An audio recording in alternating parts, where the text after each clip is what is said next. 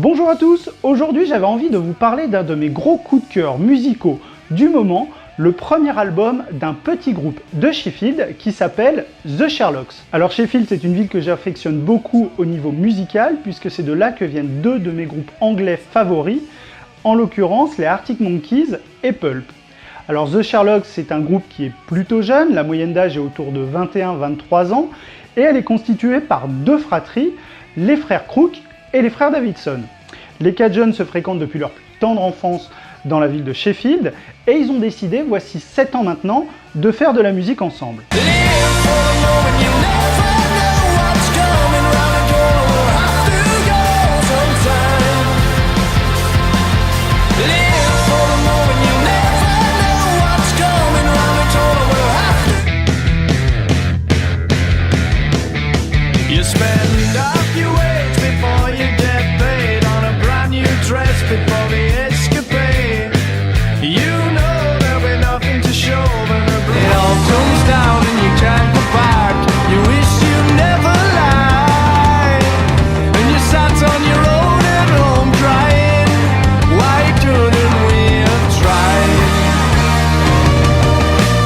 Alors le groupe va pas exploser tout de suite aux yeux du grand public, contrairement aux Arctic Monkeys à leur époque ou dernièrement aux Viva Brothers, ils vont prendre leur temps et pendant 7 ans, ils vont écumer les salles du Royaume-Uni. En effet, ils ont plus de 1200 concerts à leur actif. Alors ils vont prendre le temps pour se faire une réputation et à partir de 2014, ils vont commencer à enregistrer des singles.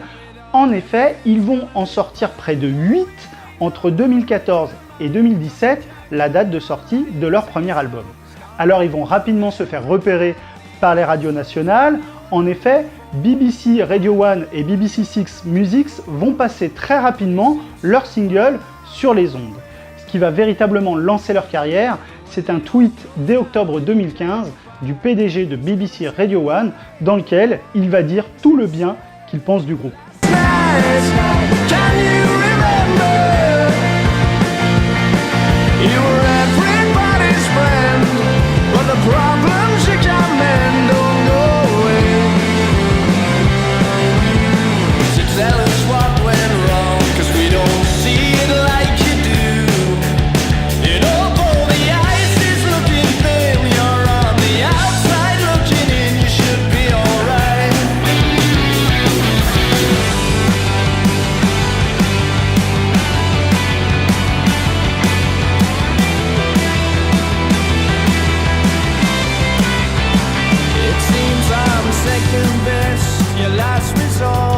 Fort du succès de ces différents albums, le groupe va écumer les festivals.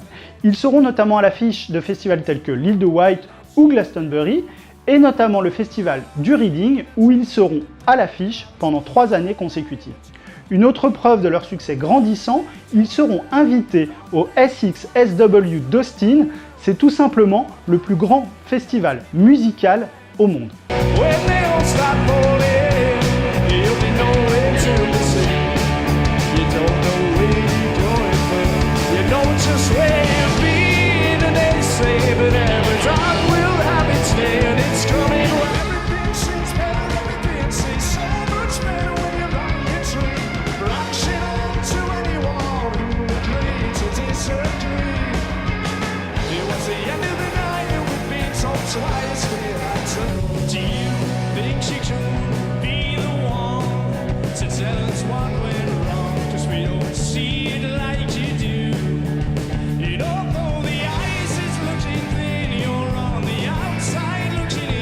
Alors ils vont continuer de tracer leur petit bonhomme de chemin, ils vont notamment être invités sur les premières parties de groupes tels que The Libertines, Kings of Leon ou Richard Ashcroft, puis ils vont enchaîner une tournée fin 2016, une tournée en tête d'affiche, une tournée de 23 dates qui seront toutes sold out. C'est assez extraordinaire pour un petit groupe qui débute et qui n'a toujours pas sorti d'album. Pour l'anecdote, ce sera le premier groupe non signé sur un label depuis les Arctic Monkeys à remplir la salle mythique de Sheffield, le Lin Mill. Inutile de dire que c'est un véritable exploit. Alors bien évidemment, les labels vont se bousculer pour être les premiers à signer le groupe. Les membres de The Sherlocks vont prendre leur temps pour bien choisir un label avec lequel ils seront bien en phase. Et c'est le label Infectious Music filiale de BMG, qui remportera le deal. Alors le label Infectious Music, c'est notamment le label de groupes tels que Algie ou Bloc Party, et le moins qu'on puisse dire, c'est qu'ils croient vraiment dans le potentiel de The Sherlocks, puisqu'ils vont leur signer directement un contrat pour 4 albums. Alors une fois le contrat en poche, il va falloir maintenant passer à l'exercice difficile de l'enregistrement du premier album. 7 ans à passer sur les routes, c'est long, il va maintenant falloir remplir les bacs, et pour cela, ils vont choisir un studio mythique, en l'occurrence les Rockfield Studios, qui se trouve au Pays de Galles. C'est à cet endroit qu'ont été enregistrés les deuxièmes albums d'Oasis et des Stone Roses, ainsi que l'album A Night at the Opera de Queen.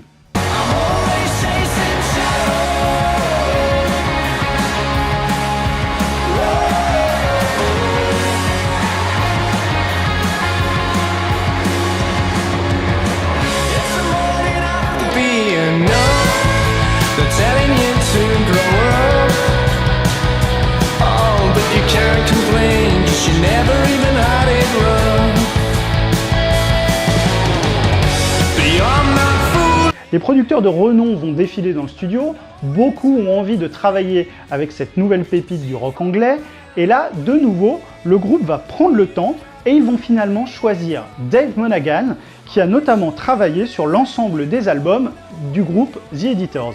Alors si on parle un petit peu musique, la voix du chanteur Kieran Crook fait fortement penser à celle d'Alex Turner des Arctic Monkeys ou un degré moindre à celle de Jack Bugg, et concernant le style du groupe, on pense forcément de nouveau beaucoup aux Arctic Monkeys, mais également un petit peu à The Killers ou à The Maccabees. Le travail du producteur se fait clairement sentir, puisque sur de nombreuses mélodies, on pense à The Editors, et sur un morceau, on pense même à Oasis.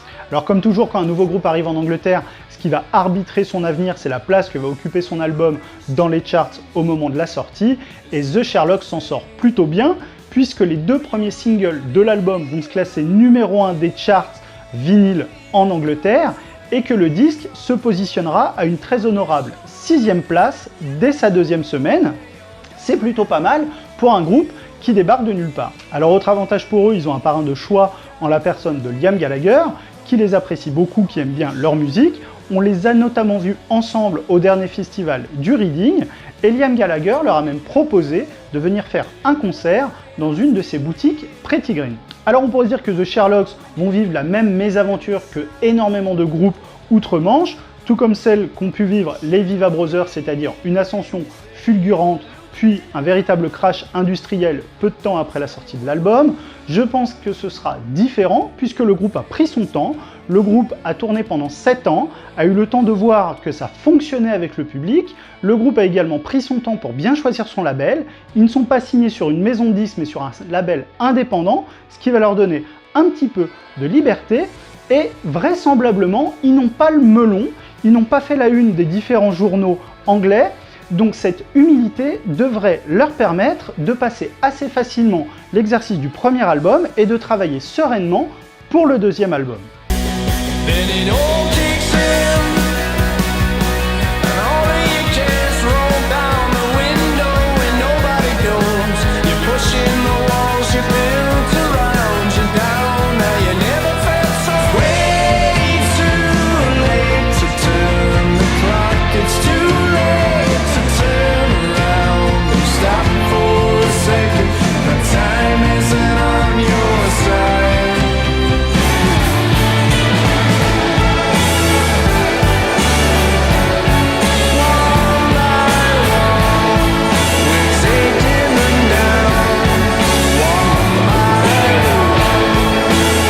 Pour moi, c'est clairement un des meilleurs nouveaux groupes anglais depuis The Stripes. Visiblement, la critique est fan. Beaucoup de gens outre-Manche disent que Kieran Crook, c'est juste un des meilleurs songwriters du moment en Angleterre. Mais il faudra, je pense, attendre la sortie du deuxième album pour se faire une véritable idée sur le potentiel musical du groupe. En effet, ce premier album contient 12 titres. Et comme je vous l'ai dit, le groupe avait enregistré 8 singles avant de produire son premier disque. On retrouve ces 8 singles sur l'album, ce qui veut dire qu'il n'y a que 4 vrais nouveaux morceaux, et donc je pense qu'il faudra attendre le deuxième album pour voir vraiment de la nouveauté, pour voir si le groupe maintient ce niveau de qualité et s'il durera dans l'industrie musicale. En tout cas, le groupe est déjà en train de cartonner outre-Manche. Je pense qu'il ne faudra pas longtemps avant qu'il cartonne également dans le reste de l'Europe. Moi, d'ici là, je vous invite vraiment à aller écouter ce premier album de The Sherlocks, Live for the Moment, qui est sorti le 18 août dernier. Pour ma part, je suis vraiment fan. Ça faisait très longtemps que je n'avais pas entendu un aussi bon premier album pour un groupe anglais. Voilà, cette vidéo est maintenant terminée. Je vous remercie de l'avoir regardée jusqu'au bout. N'hésitez pas à laisser vos commentaires en bas de la vidéo concernant ce premier album de The Sherlocks. N'hésitez pas non plus à vous abonner à la chaîne, à laisser un petit pouce et à la partager. D'ici là, je vous dis à bientôt pour de nouvelles découvertes musicales.